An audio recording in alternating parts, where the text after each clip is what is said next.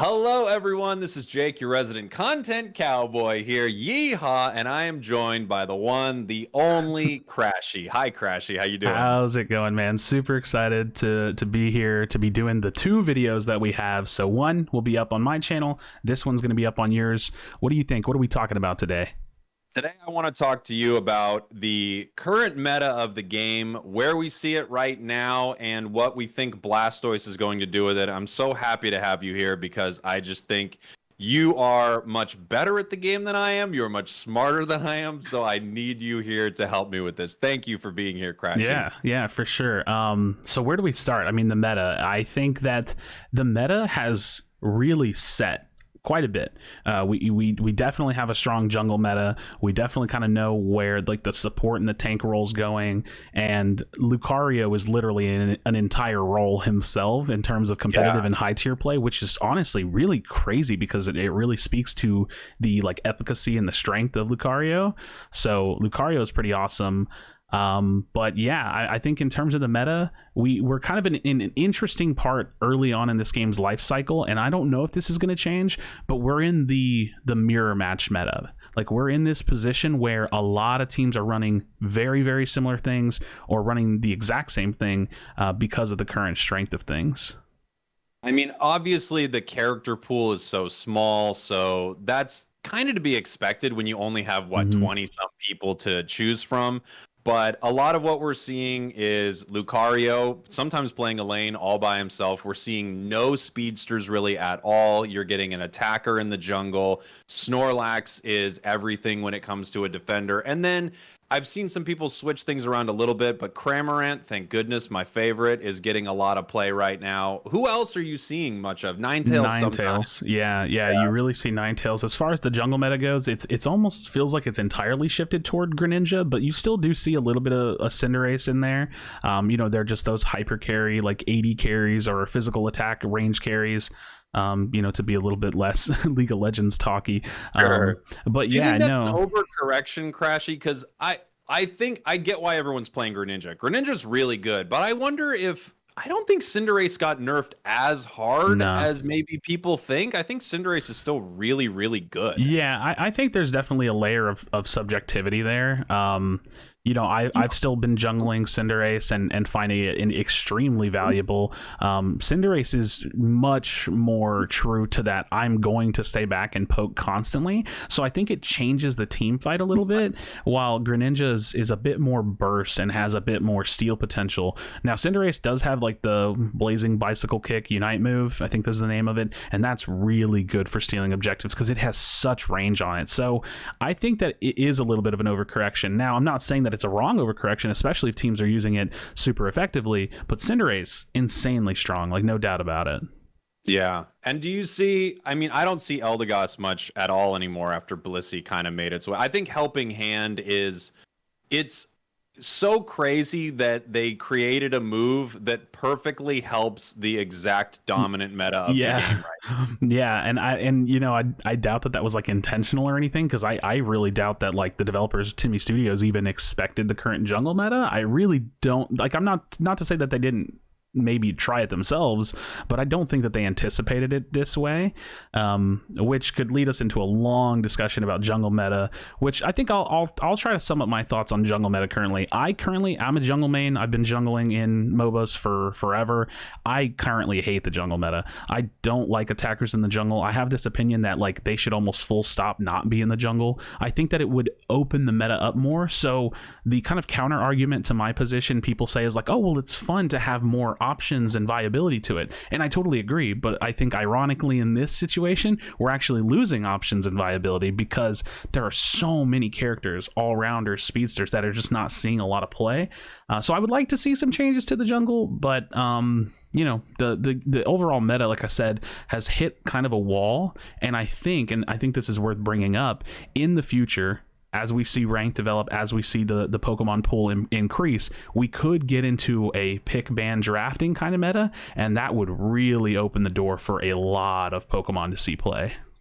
Well, yeah, I mean, they're going to need to do something about it, because you're right. The meta for the jungle is not only People say, yeah, you could play a lot of people. You can, but you won't, because Exactly. you have to play an attacker. You have to play someone who's going to be your carry late game, basically. You could put Garchomp in the jungle, but you are going to be at such a disadvantage to the other team who's putting their Greninja in there that you just simply would never, ever do it. So they do need to do something. I've heard your theories on possibly nerfing some of the, is it the attack damage that attackers would do inside the jungle early? So me and my community have kind of theory crafted a few different solutions. My original solution for really trying to keep attackers out of jungle was essentially to have at this point hidden debuffs are no curse or aren't shied away from in the game. I was essentially to have a hidden debuff for the first 3 minutes of the game where attackers take additional damage in jungle, so it's it makes it incredibly hard.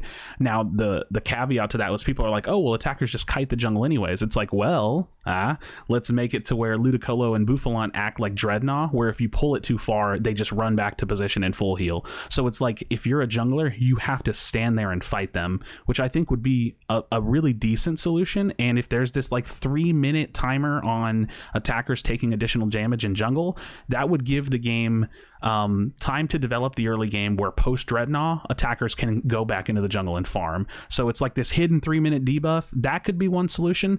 Another solution, and something that I think kind of needs to happen anyways, is maybe lowering the experience that comes out of jungle. It's just kind of high in general, but I'm not sure how that would affect the other junglers either, so that may not be the best. Or I've even heard just put a damage debuff on ranged attacks. So if you're a ranged attacker, maybe you just have a hidden debuff where you do less damage to the jungle, so it makes the viable clear time much less viable.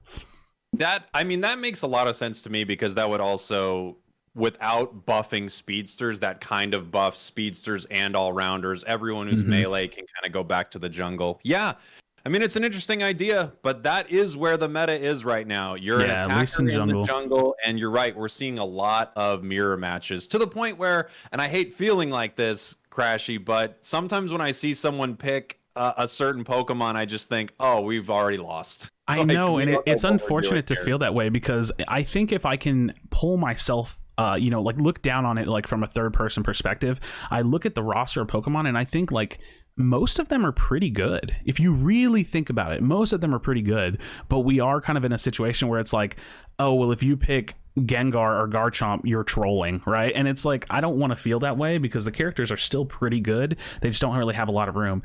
This, again, for a lot of non-MOBA people, we are playing a mode right now that's called blind pick. So essentially, when you pick your team, you have no clue what you're going against. So we're void of this counterplay that MOBAs have, where you're counter picking things because they have something. And I do think that we'll see that change in time, but we're just not really there yet. Another thing I've been talking about recently is all-rounders, and the issue with all-rounders is that they need buffs to be able to lane early. And I'm not exactly sure what the solution is. One of my ideas was just to increase their health and defense early on, so you have a much steeper curve early on where they really spike in health and defense from levels 1 to 5, and then it slowly goes up. So it's we just help them stand and fight a little bit more for the early levels 1 through 5, and then we kind of taper it off and get them back in line with their current scaling. Yeah, well, when I look across the lane and I see a Garchomp or a Machamp or something like that, and I'm a Ninetales and a Snorlax, I just think this is going to be a great lane for us. Farm. This is so easy. So I think I'd like to talk to you a little bit about what we think Blastoise could do. I know we have more Pokemon coming down the line, but we don't know their roles yet. I kind of have some ideas of where they might go, but Blastoise is obviously a defender. I have a conspiracy theory-ish idea that they keep seeming to nerf roles and then 3 weeks later bring out the new version of that role. So when I look at Blastoise, especially when I look at its Surf, I feel like it's a pretty game-changing defender. Yeah, he I really can't wait to feel the effect of his abilities, because I've definitely seen them. And the Surf ability it's no stranger to the game. Surf is good. and I'm so comfortable with that. It's so good. It's so cool good though, because so I had someone ask me, they were like, don't you think it's kind of bad design that they just keep putting Surf on everyone? I was like, but it's a different Surf. And I like that. I can't wait to run a full Surf comp. Like, I'm not kidding. Like, I want to run a full Surf team, and just because, like, that's cool. And so I think that Surf is going to be very, very strong. I think that Blastoise, I can't remember the name of his abilities, but his Unite move looks very, very strong. He looks like he is definitely going to at least make some waves in the ranked meta, because people are going to want to play him. And depending on how teams really fill him in there, you never know. He could definitely take that top spot depending on how effective he is, really. Yeah. Obviously, Block is so unbelievably good that it's kind of hard to think of a situation where Snorlax isn't part of a team, because Block can... One good block can win an entire match. There are just so many moments where if you're in a good team fight and you're Zapdos and you're pushing like 3 people into a wall, you just won the game with one move. Or keeping someone out of a goal, you can win the game with just that move. But when I see Blastoise and I see how far you push someone with Surf, it's almost like he's got Talonflame's Unite move just on a regular cooldown. That could be really, really huge. Yeah, I think that if you, like, for example, one strategy that I would be excited to try is running a team that burns objectives insanely quickly. Double Fluffy Tail comp with like a Garchomp or something that burns the objectives very quickly, and you start that fight, you bait them in, and then boom, Blastoise just shoves as many people away as he can. And I mean, I could see the effectiveness of something like that coming out. I mean, granted, that's just kind of off the top of my head, but yeah, but we'll have to see how he pairs up against Block, because I'm personally of the mind that I think Block is insanely overpowered. I think I think that, like, just if you even get caught in one situation where he blocks you into a wall 4 times in a row, I'm like, dude, I'm not even playing the game. I'm just sitting here waiting to die. So Block really, I'm not gonna lie, Block is probably the most tilting thing in the game to me. I hate it so much. I definitely hope we see a little bit more nerfs, or like a slight change to how the bumping and the stunning kind of goes off. But regardless, one thing I will say, because I do think it's important, defenders and supports in this game are so incredibly necessary. I don't even want to say valuable. They're necessary. If you're really trying to win, you want one of those roles on your team every single game. And making that role more attractive to players by adding a new Pokemon is going to be incredibly healthy for the game. I think that, as a tank player, and I'm not, but for tank players out there, they're probably like, oh, man, I'm not even a tank player. I'm a Snorlax player, and like occasionally a Slowbro or a Crustle. So kind of giving them something that feels just, it feels good. Absolutely. Krashy, I feel like I could talk to you for 10 hours about this, but we have another video we're going to do on your channel, or if you've come from Krashy's channel, hi, this was the video from Krashy's channel. We're going to talk about Pokemon. We're going to talk about some of our wishes for the game, some things we'd like to see. I think we'll probably continue some of this discussion as well, because it's a lot of it's in the same realm of what we want to see added to the game. But thank you so much for doing this. And by the way, Krashy set all this up. You could see the logos and everything. I can't do any of this. So Krashy is the man. Thank you so much, dude. Yeah, man, absolutely. I mean, I didn't even get to go, because we knew we had some limited time. I didn't even get to go on a tangent about characters that I think are just being underrated and underused, and that comes with a little bit of the meta talk, because there are characters that are just hard filling roles. But man, characters like Garchomp, Charizard, the all-rounders, Machamp, Gardevoir, I think Venusaur is your favorite. I know you're Pikachu. No, but seriously, even Venusaur, I've been really hyping up Venusaur, because I think that he's just underrated. The Pokemon is just very underrated, but we'll save that for another day, Yeah, we'll talk more very soon. Thank you all for watching. Thank you for listening. I love you very much. Goodbye. Mwah.